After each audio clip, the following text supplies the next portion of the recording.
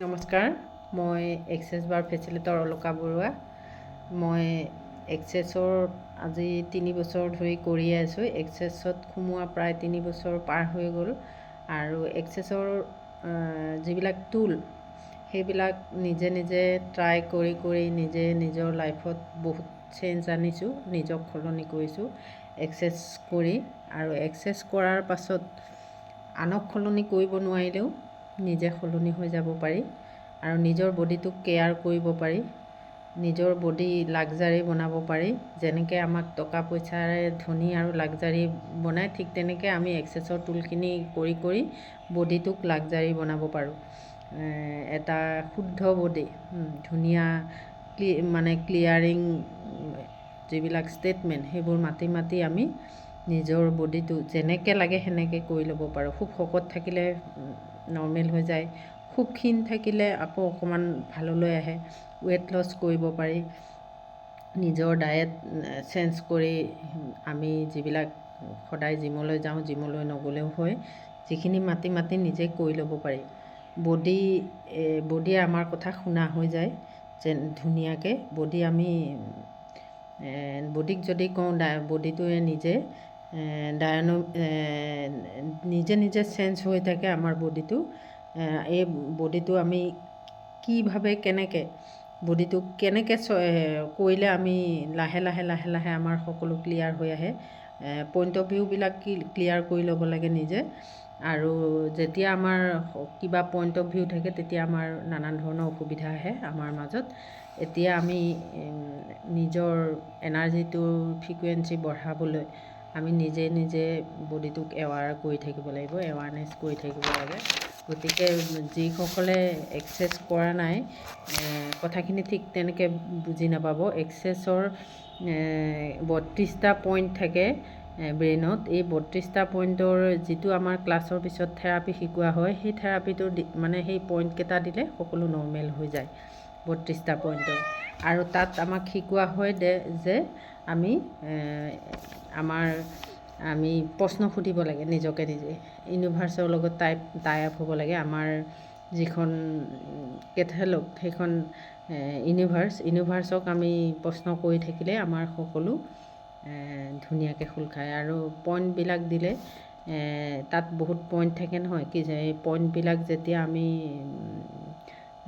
দিওঁ, তাৰ মেইন পইণ্টটো হৈছে ইমপ্লাণ্টমেণ্ট। আৰু সেইটো যেতিয়া দিয়া হয় আমাৰ এভৰিথিং ক্লিয়াৰিং, তাত বেছিখিনি ক্লিয়াৰ হৈ যায়। যিবিলাক গ্ৰেড ৰিগ্ৰেড চব থাকে সেইবিলাক কিছুমান ইমপ্লাণ্টতে গোটেই চিকু ইমপ্লাণ্ট গোটেইখিনিতে তাতে লুকাই থাকে। আৰু গোটেই সেইখিনি লাহে আমাৰ 2-3টা ছেশ্যন ল'লে বা আমি শিকি পেলাই বেলেগক দিলে আমাৰ ধুনীয়াকৈ ক্লিয়াৰিং হৈ যায়।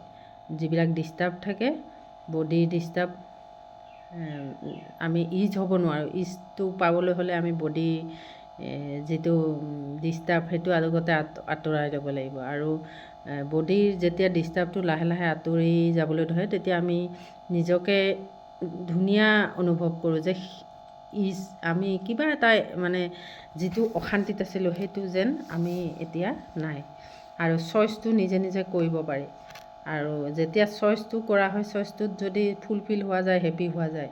আৰু হেপী হোৱাৰ লগে লগে এনজয়মেণ্ট আহে। আৰু এনজয়মেণ্ট যেতিয়া আমাৰ আহি থাকে এনি টাইম, তেতিয়া আমাৰ অট'মেটিক যিবিলাক শৰীৰৰ ডিজিজ সেইখিনি নাইকিয়া হয়।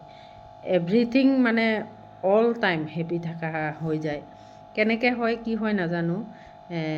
যেতিয়া আমি গোটেইখিনি ভাল লাগে তেতিয়া আমাৰ মানসিকভাৱেও ভাল লাগে। আৰু যেতিয়া ভাবোঁ এইটো হ'ল সেইটো হ'ল, আমাৰ যিবিলাক ড্ৰিম সপোন লাহে আমাৰ পূৰণ হৈ আহে। আৰু মেনিফেষ্ট কৰিবও পাৰি। আৰু মেনিফেষ্ট কৰিলেও দেখোন ধুনীয়াকৈ হৈ যায়। মই ভাবি আছিলোঁ যে আশীষ ছাৰে ক্লাছটো কৰাৰ পিছত ললিতা সহস্ৰনাম শুনিব দিছিলে। মই ললিতা সহস্ৰনাম কিজানি 15 দিনমান শুনিলোঁ নেকি। মোৰ টিকেটটো বুক হৈ গ'ল বৈষ্ণোদেৱী। ইমান ধুনীয়াকৈ মই যাব পাৰিলোঁ আৰু একো অসুবিধা নাপালোঁ। ধুনীয়াকৈ আহি ঘৰ পালে আকৌ গ'লোঁ আৰু ধুনীয়াকৈ আহি ঘৰ পালোঁ।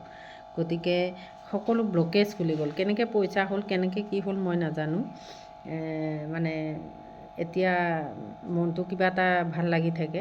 আৰু ক্লাছ যিসকলে মোৰ লগত বিচাৰে এক্সেছৰ ক্লাছ, মই ক্লাছ দি আছোঁ, দিম। আৰু বডি প্ৰচেছ বিচাৰিলেও দিম। আৰু মানি ৰেমেডি কিছুমানো দি আছোঁ, যিবিলাক কৰি মানে বহুতৰ সফল হৈছে। আৰু ধুনীয়াকৈ ডেট অফ বাৰ্থ দিলেও ধুনীয়াকৈ চাই দিওঁ। আৰু চোৱাসকলৰ মই বাৰু পিছত হেৰি কৰিম, ধুনীয়াকৈ চাই সেইখিনিও দি আছোঁ। মানুহক সন্তুষ্ট কৰিব পাৰিছোঁ আৰু মানুহক মনত শান্তি দিব পাৰিছোঁ। ভাবিছোঁ বহুত কিবা কিবি ভাল লাগিছে, নিজকে মেজিক লাগে। আৰু তেতিয়া ভাবোঁ সকলো জীৱনলৈ যেনেকৈ ভগৱানে ইমান দিন কিমান হেৰিত ৰাখিছিলে, এতিয়া all of life comes to me with his joy and glory, এইখিনি যেন পাবলৈ আৰম্ভ কৰিছোঁ। সকলো ব্লকেজ লাহে লাহে খোল খাই আহিছে। আৰু এনেকুৱা লাগে মনতে যেন যোনে বিচাৰে তাকে দিবলৈ সাজু হৈ আছোঁ। আৰু মোৰ ওচৰত এক্সেছ, এতিয়া এইটো এটা ডাউট ৰাখিব নালাগে, কিছুমানে কয় বা ফেচিলেটৰ হয়নে নহয়। আছাম ফেচিলেটৰ বুলি মাৰিলে বা আছাম ফেচিলেটৰৰ গ্ৰুপত নামেই পাব সকলোৱে। গতিকে ক্লাছ বিচাৰিলে যোগাযোগ কৰিব। কিছুমান ৰেমেডিও দি থাকোঁ। আৰু সকলো ইজ হয় এতিয়াহে গম পাইছোঁ, যে আগতে গম পোৱা নাছিলোঁ যে সকলো যেন এইটো নহ'বই, নোৱাৰিমেই এনেকুৱা লাগিছিল। এতিয়া ভাবিছোঁ যে সকলোৱেই হয়, সকলো যদি মনেৰে বিচাৰোঁ সকলো হয়। আৰু আমি এক্সেছত থকা মানুহে যদি কিন্তু হেঁতেন, এইবিলাক আমাৰ নাহেই বাৰু। এইবিলাক ফাউণ্ডেশ্যন ক্লাছত আমাক কৈ দিছে যে এইবিলাক যেতিয়া আহি যাব ব্লকেজ আহিব। গতিকে আমাৰ কাৰো ওপৰত একো হেৰি নাই, নিজৰ ওপৰতো নাই। নিজক নিজেও জাজ নকৰোঁ আৰু কাকো বেলেগকো জাজ নকৰোঁ। জাজ কৰাৰ লগে লগে তাত এটা কথা কৈছে বাৰু, জাজ কৰিলে যিমানে জাজ কৰোঁ বোলে নিজৰ একাউণ্টত মানি হেৰি হয়, জাজমেণ্ট ল'লে। গতিকে জাজমেণ্ট মই নকৰোঁ বাৰু, আজিলৈ কৰা নাই। গতিকে সকলোৱে মোৰ সৈতে যোগাযোগ কৰিব।